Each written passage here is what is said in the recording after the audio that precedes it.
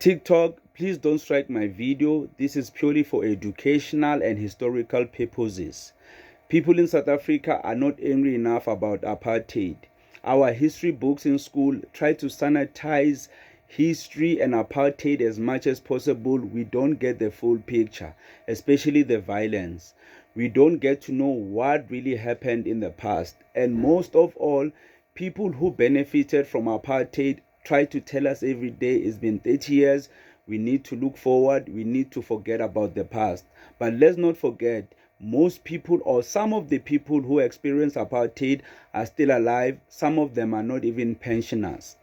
Like 11-year-old Fani Goduka. After his release from 57 days in detention without trial, Fani's story: the police took me to the police station. They wanted me to say I was throwing stones.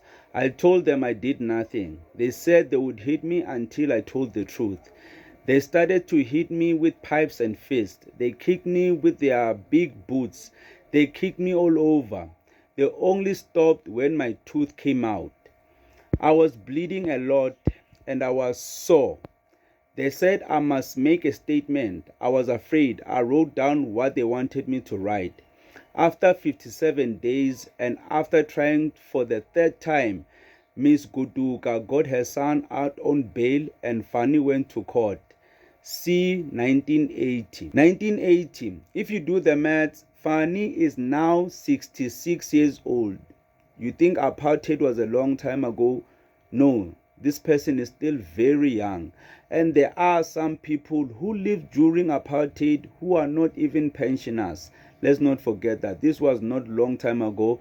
This was just yesterday.